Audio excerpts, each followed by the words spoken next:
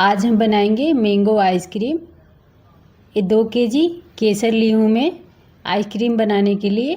आप ना इसके जगह पे कोई भी आम ले सकते हो, लेकिन मीठा होना चाहिए और ताज़ी होनी चाहिए, तभी आपकी आइसक्रीम अच्छी बनेगी, नहीं तो अच्छी नहीं बनेगी।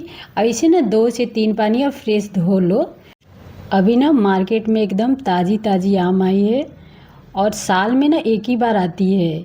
ये ऐसा फ्रूट है ना कि साल में एक ही बार आती है और फिर जाती है ना तो फिर 1 साल के बाद ही आती है। भले हमारी पिंपल निकलता है, निकलने दीजिए, लेकिन आप आम खाइए, पिंपल हमारी छूट जाएगी, ये फ्रूट हमको फिर से नहीं मिलेगी।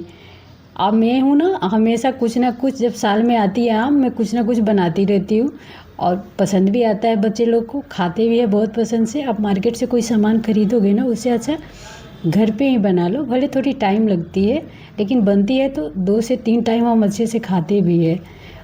इसे ना कट करके चम्मच के मदद से निकालिए, देखिए कितना फ्रेश निकलता है। ऐसे आप गारेंगे ना तो अच्छे से निकलता नहीं है, फिर हमारी हाथें पूरी ख़राब हो जाती है और छींटा अलग से पड़ती है। उससे अच्छा कट करके ना चम्मच की मदद से आप निकालोगे ना। और एक गुजरात का ना फेमस आम है केसर। आप कहीं भी जाओ ना मार्केट में, सब बोलेंगे केसर है। अब केसर मिलती भी इधर बहुत, इसकी ना एक तो पतली इतनी गुठली होती है, खाली गुदा ही होता है। इसे आप छील भी सकते हो, इसे इतना आराम से छील भी जाता है, पूरा छिलका भी पतला, इसकी जो बीज होती है वो भी पतली, खाली इसमें गुदा ही होता है। अब इसे ना हम ग्राइंड कर लेंगे, बारीक ग्राइंड कीजिएगा, एक बार में ना हो दोबारा कीजिए, लेकिन बारीक ग्राइंड कीजिएगा, तभी आपकी आइसक्रीम अच्छी बनेगी। अब मैं यहाँ पे 60 ग्राम चीनी ले रही हूँ। ये बहुत मीठा होता है, लेकिन इसमें हमें क्रीम भी डालनी है, तो चीनी डालेंगे ना थोड़ी बैलेंस आपकी बनी रहेगी। अब ये बारीक ग्राइंड हमारी हो गई है, इसे अब साइड में रखेंगे। और 200 ग्राम में यहाँ पे अमूल क्रीम ली हूँ, इसे 5 घंटे मैं फ्रीज़र में रखी थी ताकि ये बर्फ़ जम जाए। अब इसे एक बॉल में हम निकाल लेंगे। देखिए निकालने में थोड़ी प्रॉब्लम हो रही है, लेकिन ये बर्फ़ जमी होनी चाहिए। और जब आप ब्लेंडर से इसे मिक्स कर रहे हो ना, तो नीचे भी आप बर्फ़ रखो, तभी इसमें से फेन आएगा, नहीं तो ये पूरा क्रीम फेन निकलेगा नहीं इसमें से, और फिर आपकी आइसक्रीम अच्छी बनेगी नहीं। तो नीचे भी आप जब इसे मिक्स कर रहे हो ना, तो नीचे भी आप बर्फ़ रखो, क्योंकि गर्मी अभी बहुत हाई है। क्रीम को मैं 7 मिनट मिक्स किए हूँ, ये अच्छे से पूरा फ्लफ़ी क्रीम हो गया है। अब जो मैंगो हमने ग्राइंड करके रखे थे ना, वो भी इसमें डाल के दोनों को साथ में हम मिक्स कर लेंगे, ताकि अच्छे से इसका बैलेंस बन जाएगा।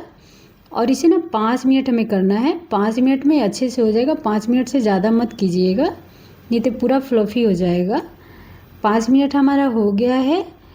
अब ब्लेंडर को हम बंद कर लेंगे और बर्फ़ में से बॉल को निकाल लेना है। अब मिक्सर जार में जो थोड़े बहुत लगे थे ना, मैं वो भी निकाल के रख रही हूँ। इसे ना 2 से 3 मिनट अब अच्छे से मिक्स कीजिए, ताकि क्रीम जो हमारे बॉल में लगे थे ना, वो मैंगो और क्रीम दोनों अच्छे से मिक्स हो जाए। मैं यहाँ पे ना कांच का ट्रे ली हूँ, आप इसके जगह पे कोई भी बर्तन ले सकते हो।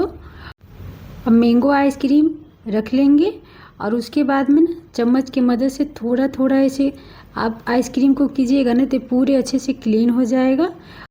ट्रे को चारों तरफ से हमें फ्लो पेपर से अच्छे से फिक्स करना है, ताकि जब हम फ्रीज में रखें तो आइसक्रीम के ऊपर हमारा बर्फ़ ना जमे। आइसक्रीम को 8 घंटे के लिए हमें फ्रीज़र में रखना है, 8 घंटे में अच्छे से जम जाएगा। 8 घंटा हमारा हो गया है, आइसक्रीम हमारी अच्छी जम गई है।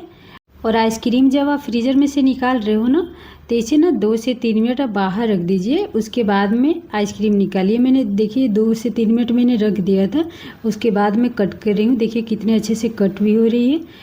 अब इसे चम्मच से निकाल के हम एक बॉल में रख लेंगे, जितनी खानी हो उतनी आप निकालिए, फिर आप इसको स्टॉक करके फ्रीज़र में रख लीजिए। मेरी रेसिपी आपको अच्छी लगी हो तो चैनल को सब्सक्राइब कीजिए, लाइक कीजिए, और मेरी वीडियो ना अपने फ्रेंड लोग के साथ भी शेयर कीजिए। Bye bye.